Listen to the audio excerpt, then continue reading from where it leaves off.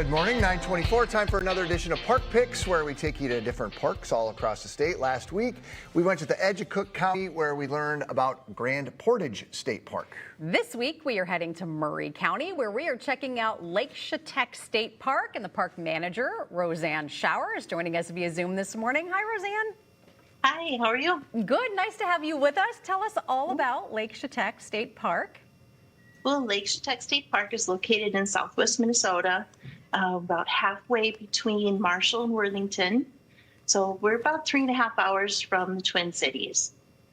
The park has been here since 1937, and we've had thousands and thousands of people come through here over the years to enjoy State Park.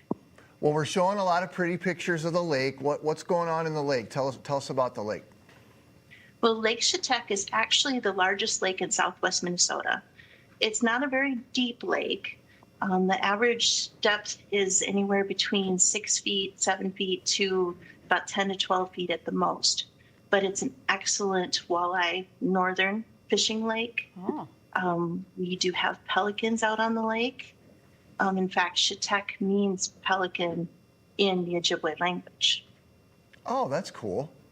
I wouldn't normally associate a good walleye fishing with a lake that's that shallow either, so that's pretty unique. That's also a great feature. Yes, yep, a lot of people take advantage of it. And of course, because of the lake, we have a lot of lake recreation. You can do water skiing, you can do the jet skis out on the lake, in addition to the swimming and boating. We get a lot of pontoon traffic out there. As you can see, that's a shot of our boat landing. We do kayak rentals, we do canoe rentals, we have rowboats, stand-up paddleboards that we rent through the park. So a lot of lake recreation happens here. And we just saw an image of a cabin. So in addition to, I would imagine, like camper camping, you guys have camper cabins? We have 4 of them. In fact, one of them was one of the original camper cabins that were put into state parks in the mid-90s. Tell us. And they get a lot of use. Yeah, tell us about the camper cabins. For someone who's never stayed in them before, I have friends that have stayed in one in another park, and if it's similar, there's no running water. Is there electricity? Oh, yes, there's electricity.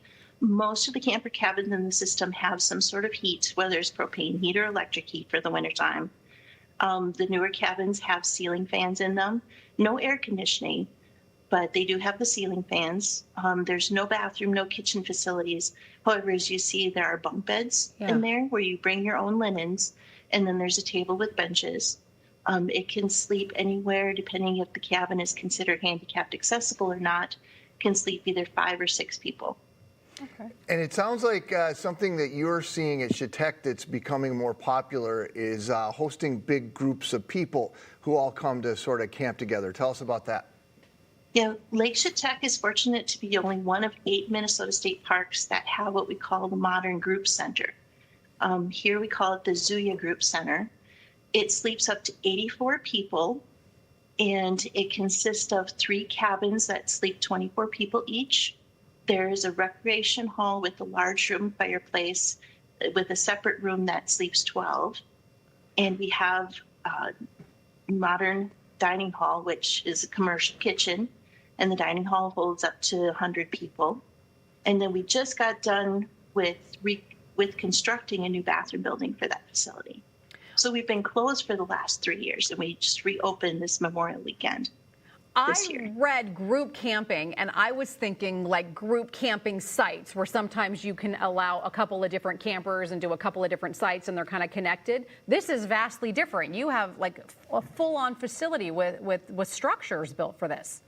Correct. And that facility has also been built by the WPA, the Works Progress Administration. So 2 of those buildings are on the National Register of Historic Places. Wow. And who is using this kind of group camping? Is this for folks with family and friends, or are these organized groups? These are usually family reunions, and we've had families that have come down here for 40, 50 years. We have one church group that rents it for a whole week in June, and they've been coming here almost 50 years. What a neat idea. Oh, yeah, that is a great idea. That's cool. Well, so before we go, if someone's heading down to the area, are there anything else that you think they should check out? Well, Curry, Minnesota, which is just 2 miles from the park, has a railroad park called the Endoline Railroad Park. That came into existence through the work of a 4-H group back in the 1970s. And it's grown over the years to include the state's only hand-operated turntable. It's got the railroad depot, it's got the engines, it's got a lot of the early Curry buildings there. In fact, one of the original store from Neil Curry is at that location. So I recommend checking that out. Well, Roseann, this has been really neat and informative. Thank you for the time this morning and sharing a little bit about Lake Shetek State Park with us. Yeah, I'm glad to be here. If you would like to learn more about Lake Shetek State Park, you can head to our website, minnesotalive.com.